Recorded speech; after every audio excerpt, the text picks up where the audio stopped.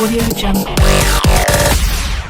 कल से मंगरौल में और पोरबंदर में ये पुकारना शुरू कर देंगे कि ओवैसी आया है तो बीजेपी को जिताने के लिए आया है। आप देख लेना, कल से शुरू हो जाएंगे। और हमारे आने से पहले सुलेमान भाई बता रहे थे कि कांग्रेस के जिम्मेदार लोग ये कह रहे थे कि ओवैसी आएगा तो यहां पर दंगा होगा, ओवैसी आएगा तो मदरसों को खतरा होगा। मैं उनसे पूछना चाह रहा हूं, क्या 2002 का दंगा मेरी वजह से हुआ था?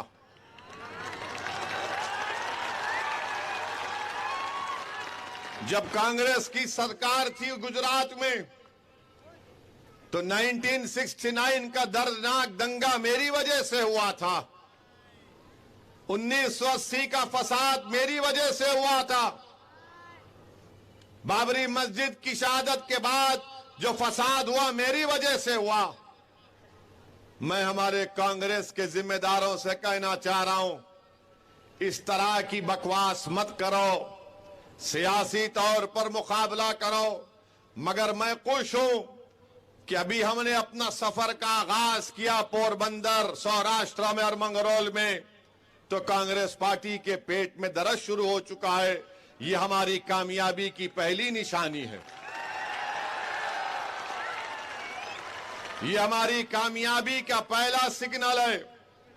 मेरे अजीज दोस्तों और बुजुर्गों, अगर हार्दिक छोड़कर चला गया कांग्रेस को तो क्या साबिर भाई ने उसको अपने घर में बिठाकर बिरयानी और बोटी खिलाई थी क्या? अगर कांग्रेस के 12 विधायक जीतकर नरेंद्र मोदी के गोद में बैठकर चाय पी रहे हैं तो क्या साबिर भाई और सुलेमान भाई से शक्कर लेकर गए थे पूछ के कि चाय में मिलाकर पीना है? इनके पास इसका कोई जवाब नहीं है।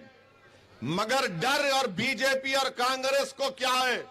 इनको डर सिर्फ यही है, बीजेपी से पूछेंगे तो बीजेपी बोलेंगे ओवैसी एक नया जिन्ना है।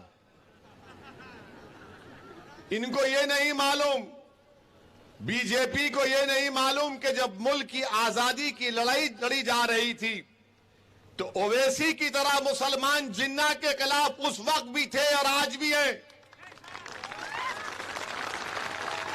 हमने पाकिस्तान को नहीं माना, हम भारत को ही मानते आए और मानते रहेंगे। मगर बीजेपी बोलती नहीं, ये ऐसा बोलता है।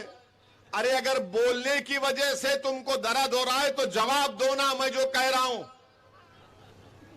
मगर इल्जाम लगा दिया जाता है, कभी कहते हैं कि शिद्दत पसंदी की बात करता है, कभी बीजेपी और कांग्रेस के लोग बोलते हैं कि ओवैसी किसी मजहब का खिलाफ है।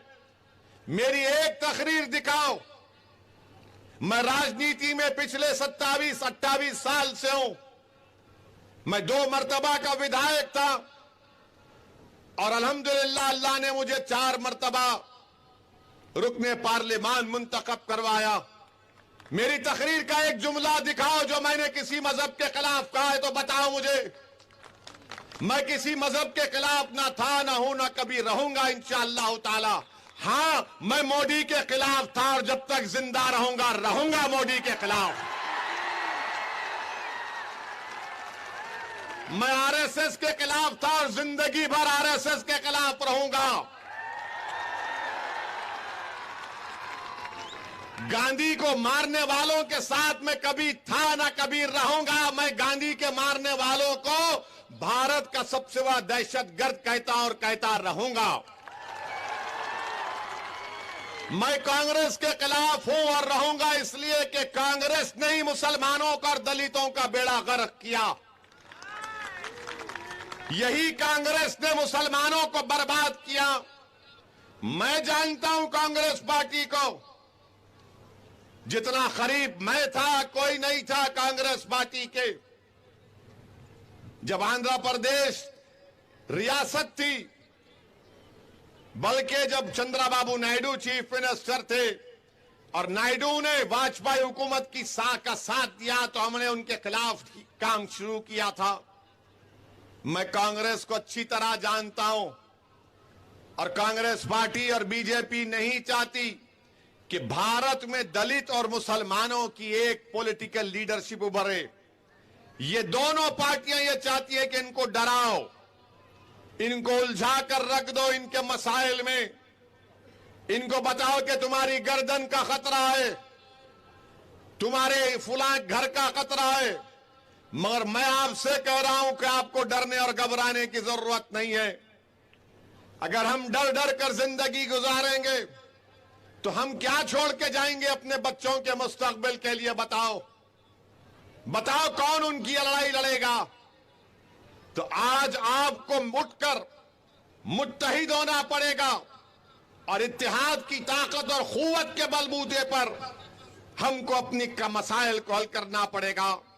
ये जमहूरियत है और जमहूरियत में जब तक आप अपने नुमाइंदों को कामयाब नहीं करेंगे, आपके मसाइल हरगिज हल होने वाले नहीं हैं।